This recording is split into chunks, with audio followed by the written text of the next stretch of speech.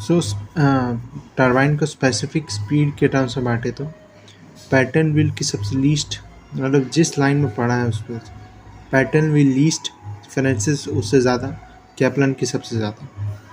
सबसे पहले हमने पैटर्न पढ़ा था उसकी सबसे कम, फिर फ्रांसिस पढ़ा उसकी ज़्यादा, और कैप्लन की सबसे ज़्यादा। अब multiple choices question from pumps.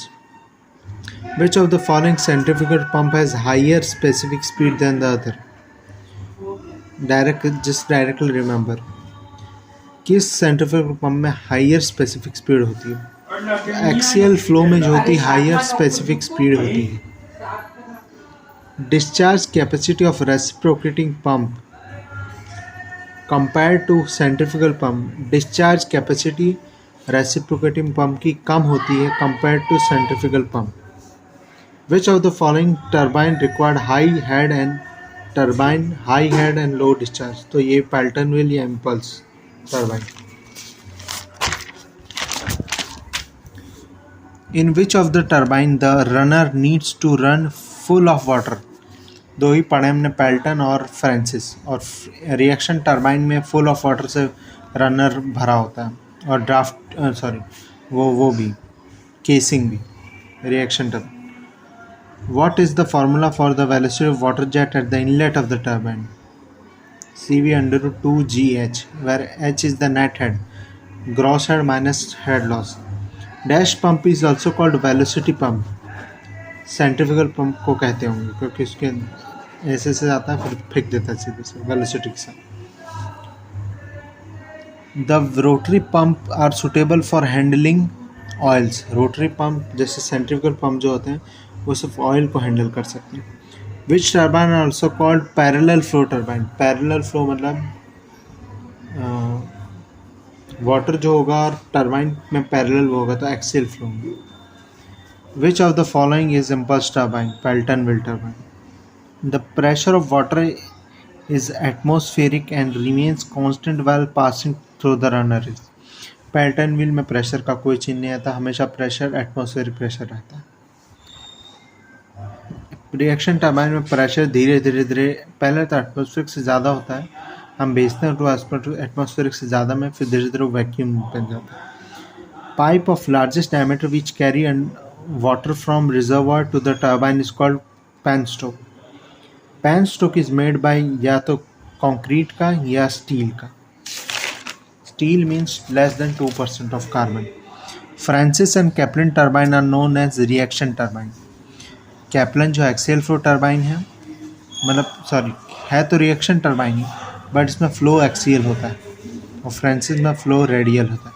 Kaplan is reaction turbine only.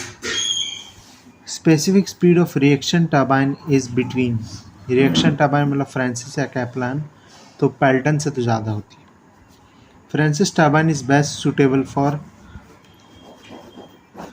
Low head. Francis turbine में लो हेड होता है।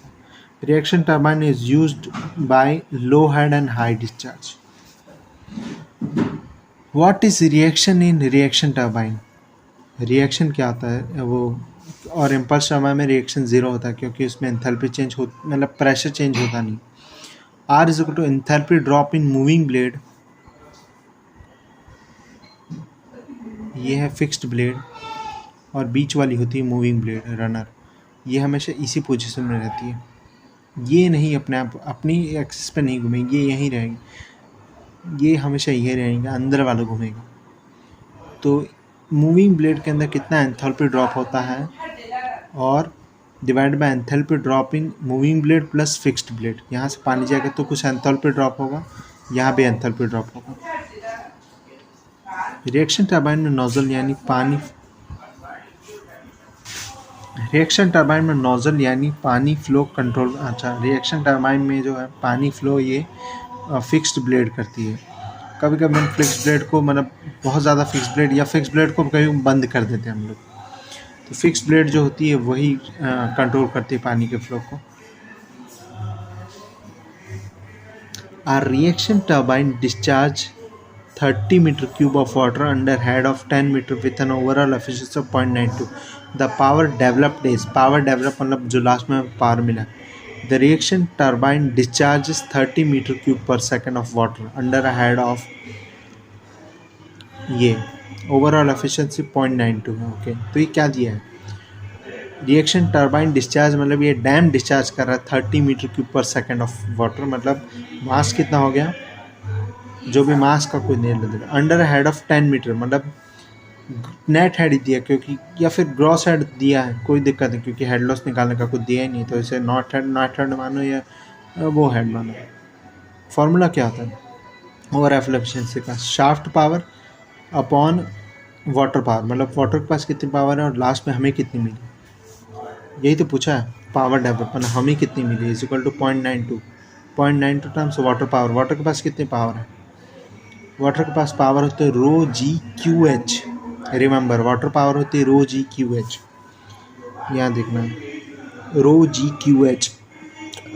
रो इंटू जी क्या होता है? रो, अरे ये एम जी एच है भाई। रो इंटू क्यू क्या होता है?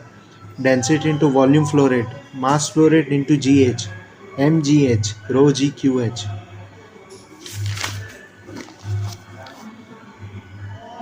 The gross head available to a hydraulic power plant is 100 meter.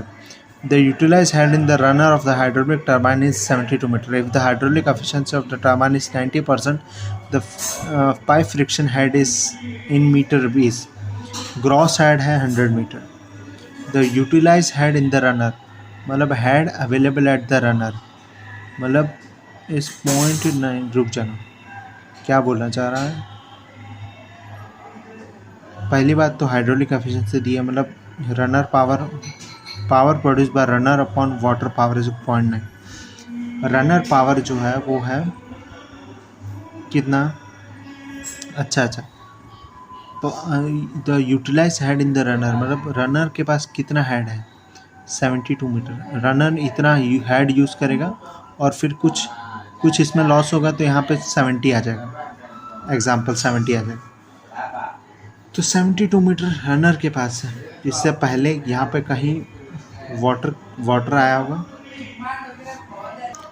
72 water power हो गया 80, 72 ये इससे अगर रनर पावर हो गया, हमें 72 मीटर दिया हुआ, water power develop by runner दिया हुआ इतना, तो इससे आ जाएगा 20 metre. Resolve the level of the runner exit is 5 metre, मतलब रनर एग्जिट मतलब टेल और रनर के बीच में डिस्टेंस है 5 metre. Above the tail race and atmosphere pressure is 10.3 metre.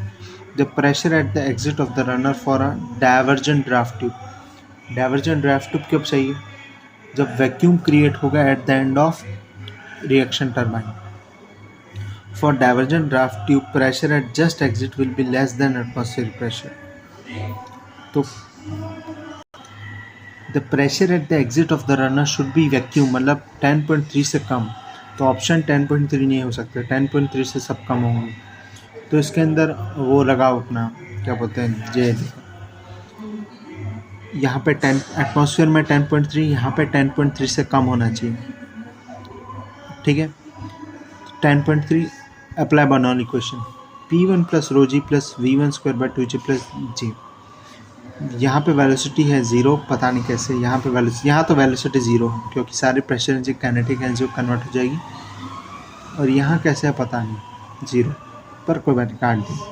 तो आ गया प्रेशर इज इक्वल टू 5.3, मतलब यही देखो 10.3 माइनस 5। Thank you.